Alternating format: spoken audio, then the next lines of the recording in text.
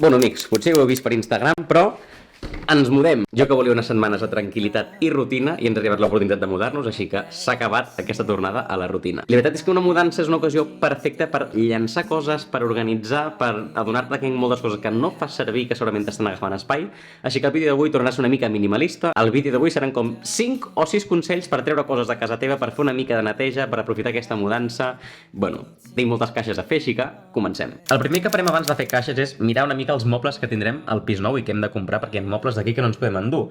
I això està molt bé fer-ho perquè jo no ho faria. Jo sóc una mica relaxat i m'estresso amb la mudança, llavors ho faria tot com a trossos. Però per sort tinc la Judit, que li agrada molt dissenyar aquestes coses i és molt organitzada, i jo crec que és el primer consell. O sigui, quan facis una mudança, fes-ho tot en una setmana o 15 dies i després ja t'oblides, perquè si no pots estar 3 mesos muntant el pis i cada 2 per 3 comprant un moble, que potser et va bé econòmicament fer-ho, però estàs llavors 3 mesos encara fent el pis. Si ho pots fer tot en 2 setmanes segurament és molt millor.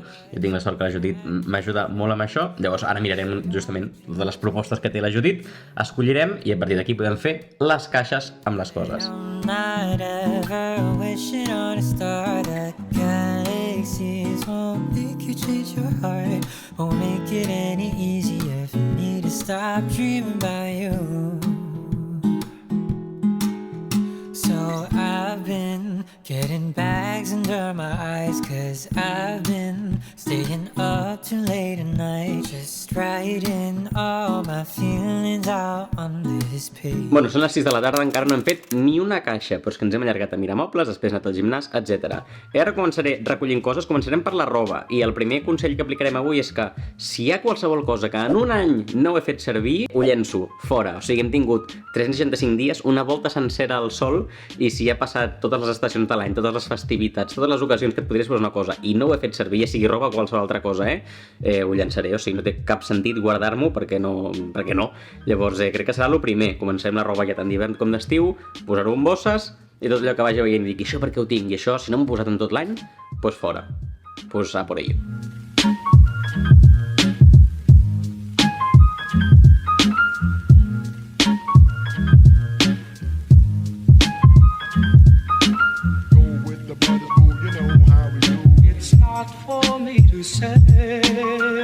A veure, no és que estigui plorant, és que sóc al·lèrgic a la pols, llavors ja la meva cara t'ho deu estar explicant tot. Una cosa molt interessant, perquè ara me n'estic adonant també, i és el segon consell d'avui, és que vigilem totes aquestes coses que tenim de per si de cas. O sigui, jo m'he vist aquí que, per exemple, coses per anar d'excursió, tinc un muntó de coses que em guardo per si de cas. Un llum frontal, uns guants de no sé què, una jaqueta per no sé quantos. Això hi té molts biquinis. Per si de cas, un dia em quedo sense biquinis. No fa falta tenir tants biquinis.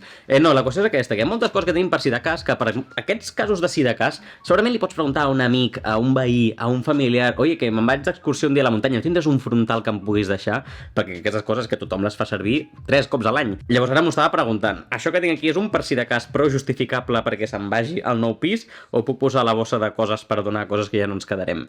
Doncs, segon consejito del dia.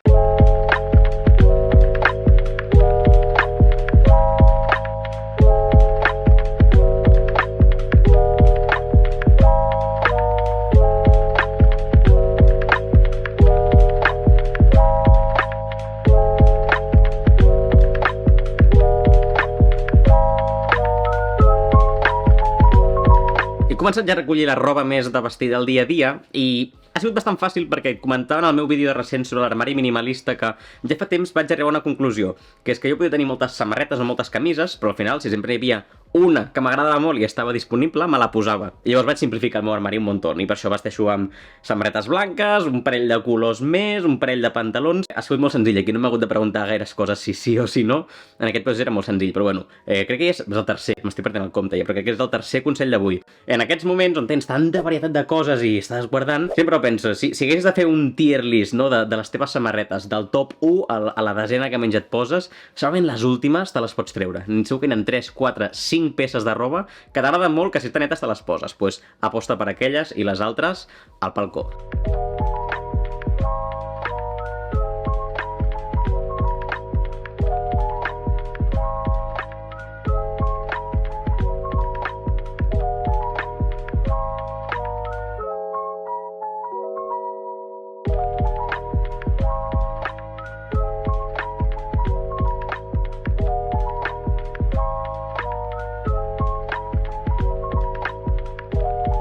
Vale, estàvem provant aquesta camisa que veus aquí, que com pots veure em va extremadament petita, o sigui, em va super apretada. La qüestió és que aquesta camisa em va per explicar-te el quart consell, que és un consell que sincerament jo no aplico, però l'aplica la Marie Kondo, que és una mica aquesta senyora que és la gurú de fer neteja i endreçar coses.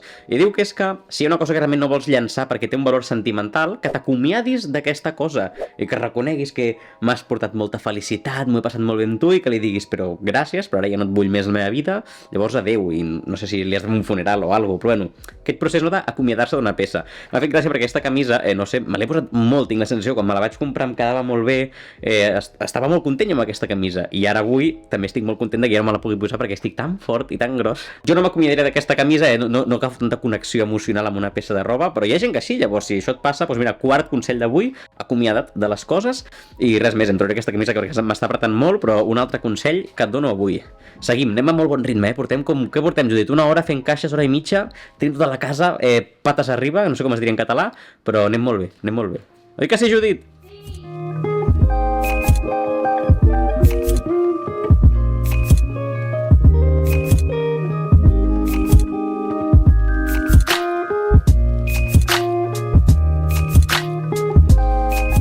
És hora ara de fer l'estudi i aquí tornarà a passar una mica el que et deia abans. Hi ha un milió de coses que tinc per si de cas, perquè ja ho tinc, perquè un dia vaig comprar, perquè m'ho van regalar, jo què sé, estic veient aquí el mateix, accessoris de la GoPro que et poses al cap, que et poses al pit, que et poses on vulguis. Hi ha moltes d'aquestes coses que guardes, no? Perquè, mira, per si un dia em dona per fer snowboard, doncs tindré aquest agarre de la GoPro, jo què sé. El truc amb aquestes coses és preguntar-te molts cops, i aquí ja va el 5 de truco, és preguntar-te, si això no ho tingués ara, m'ho compraria? Per exemple, aquests accessoris de la GoPro, si jo no tingués ara un accessori, aquest concretament te'l poses al pit i queden aquests pans tan xulos tipus Call of Duty. Si jo no tingués aquest accessori, me'l compraria? I si la resposta és no, doncs aquesta cosa solament no té cap sentit que estigui a la teva vida. L'únic motiu pel que la tens és perquè en algun moment del passat te'l vas comprar, et feia il·lusió, te'l van regalar, però no és algo que genuïnament tu diguis, ara m'ho compraria. Llavors, espero que d'aquí, d'aquesta calaixera, d'aquest estudi de tot arreu, en surtin coses on la resposta és no, no m'ho compraria, i segurament és un bon moment, la mudança, per enviar-ho a prendre pel...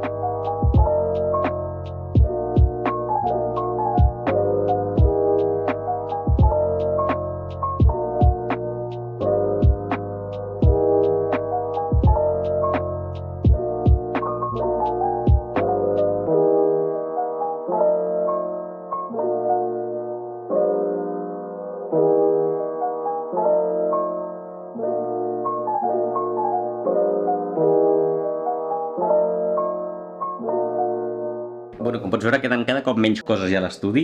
Tinc la sensació que no en soc conscient, però això pot ser que siguin els últims plans que estem gravant en aquest estudi. Bueno, la qüestió és que l'últim consell encara no l'he aplicat, però potser sí que l'aplico quan arribem al pis nou, i és la caixa dels 30 dies. Hem comentat bastant aquestes coses que no sé si necessito, les vull llançar, però no les vull llançar, però per si de cas, però ara no sé si m'ho compraria. Doncs aquesta caixa dels 30 dies, el que dius, doncs això, en una caixa poses totes aquestes coses que dubtes i esperes 30 dies. Si durant aquests 30 dies tu en algun moment vas a la caixa i agafes aquella cosa perquè l'has de fer servir, perquè et venia de gust pel que sigui, aquesta cosa te la pots quedar. Però un cop hagin passat els 30 dies, tot el que hi ha en aquella caixa que no has tret, que no has tocat en cap moment, ho llences, perquè ha acabat un mes, ha passat un mes, és un temps bastant natural, passen bastantes coses en un mes, si no ho has fet servir probablement no ho necessitis, i si ho necessites doncs ja ho compraràs o ja ho demanaràs, així que, bueno, ja d'aquí una setmana o així ja començarem amb la caixa dels 30 dies, potser. I aquest era una mica l'últim consell. Tu dono un consell extra, que és que si tens al·lèrgia a la pols i has de fer una mudança, o sigui, això ja és prou complicat de per si, ja és prou dur. No gravis un vídeo quan estiguis fent la mudança, perquè no estaràs d'humor segurament per gravar, tens moltes coses a fer ja com per pensar i ser creatiu i donar consells a la gent. No sé aquest vídeo com m'haurà acabat, no sé què... Clar, sí que porto moltes hores fent caixes, però és que realment no sé gaire què he dit. Però bueno, que no sé, que comentis tu què et semblen les mudances, si tens algun truco per les mudances, estic aprenent molt jo sobre la marxa. I res més, com sempre deixa un like si t'ha agradat el vídeo, comenta si creus que hi ha alguna cosa que puguem aprendre i no sé, que encara tinc feina a fer, és que estic disponible el vídeo però encara tinc una caixa aquí que l'estic veient. Res més, no, que sí que hi ha molts més vídeos al canal, segurament et poden agradar, subscriu-te al canal i res més, ens veurem, imagino, la setmana que ve amb un altre vídeo. Adeu! Cause I'm singing with you.